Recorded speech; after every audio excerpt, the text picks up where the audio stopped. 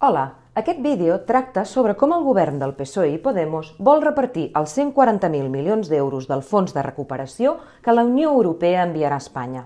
Però abans d'entrar en matèria, vull ensenyar-vos una cosa que hem trobat a internet. Aquest és el web d'una consultora que es diu Acento. El seu lema és Tu solución en gestión de asuntos públicos. I si naveguem una mica més, trobarem articles i anàlisis sobre els fons europeus i sobre com accedir-hi. Diuen els Acento: en un mundo complejo, cambiante, en constante transformación, se necesita ayuda para entenderlo. Nosotros queremos estar ahí, contigo. Anem a mirar qui són els d'Acento. Atenció! El fundador és José Blanco, totpoderós home del PSOE, ministre i portaveu del govern de Zapatero. El president d'Acento és Alfonso Alonso, totpoderós home del PP, ministre i portaveu del govern de Mariano Rajoy. El director general d'Acento és Antonio Hernando, home fort del PSOE i exportaveu del grup socialista al Congrés. El director d'Operacions i Jurídic és Esteban González Guitart, fill d'Esteban González Pons, actualment eurodiputat del PP. Per acabar, la senior advisor d'Acento és Elena Valenciano, exvicesecretària general del PSOE, exdiputada al Congreso i al Parlament Europeu. El model de negoci d'aquesta gent és vendre els seus contactes polítics a les empreses. Aquest mateix juliol sortien a la llum les cartes que envia José Blanco a les empreses de l'IBEX dient que ells, els d'Acento, tenen una interlocució permanente con los poderes públicos. La pregunta és: el govern del PSOE i Podemos farà cas d'aquests voltors a l'hora de repartir els diners? La cosa no pinta bé. El passat 31 de desembre, mentre tots ens preparàvem pel sopar de cap d'any confinat, l'últim BOE de l'any portava el Real Decreto Ley 36/2020. És un truco molt antic. Si vols aprovar una llei important, però vols que passi desapercebuda, el millor és fer-ho a l'agost o a les vacances de Nadal.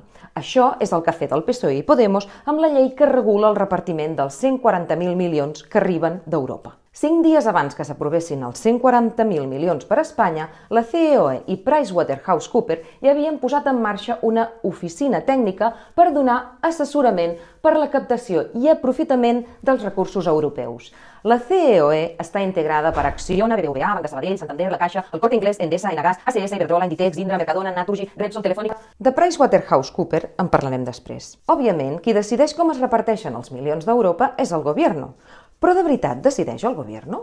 El 29 de juliol, una setmana després de l'aprovació dels fons, llegíem que la CEOE y el gobierno trabajarán conjuntamente para canalizar las ayudas europeas. I el 21 de setembre, la CEOE presentava 15 proyectos tractores.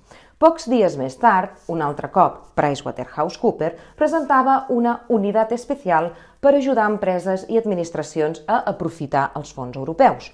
I ara sí, parlem de PricewaterhouseCoopers i de les altres 3 grans consultores, Ernst & Young, KPMG i Deloitte, que treballen per captar fons europeus.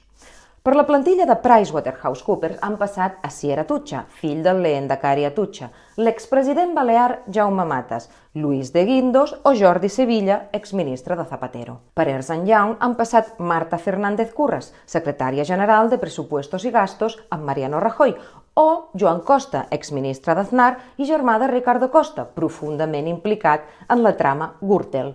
El 2013, el president de KPMG a Espanya era John Scott i el seu assessor personal era José María Aznar. A Deloitte trobem a Juan Manuel Herrero de Egaña, Espinosa de los Monteros, que va ser director del Servei Jurídic de l'Agència Tributària i que ara treballa per les grans empreses de l'IBEX que eludeixen impostos a Hisenda. 2 setmanes després que la CEOE presentés els seus 15 proyectos tractores, el 7 d'octubre Pedro Sánchez va presentar un document titulat España puede, on s'explicava com s'havia de fer per repartir els diners d'Europa.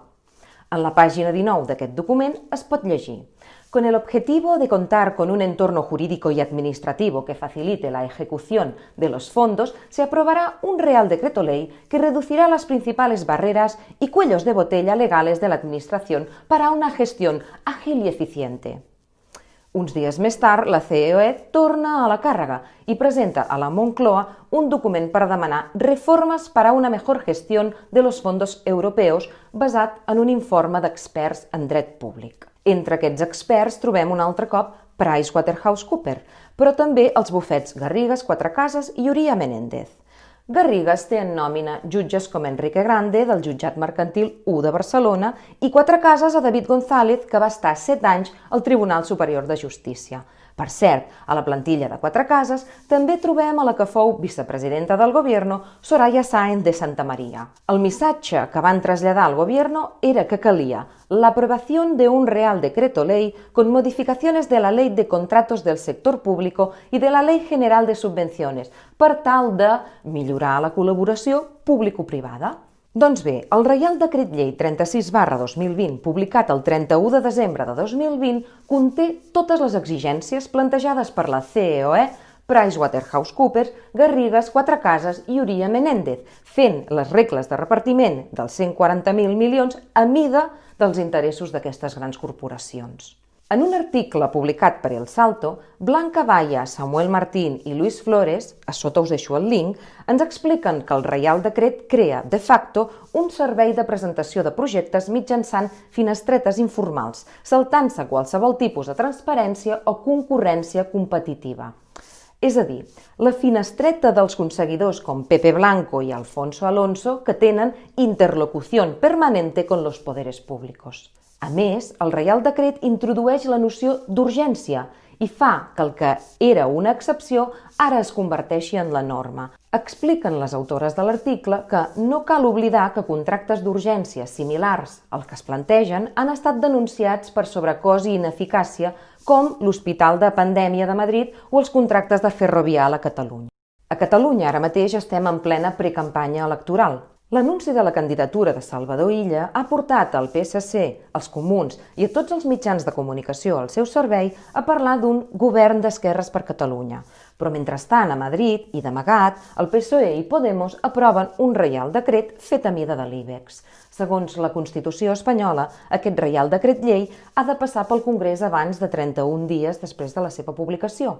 Això vol dir que ben aviat tots els partits s'hauran de posicionar a favor o en contra d'aquest Reial Decret. Caldrà estar molt atents per veure com es posicionen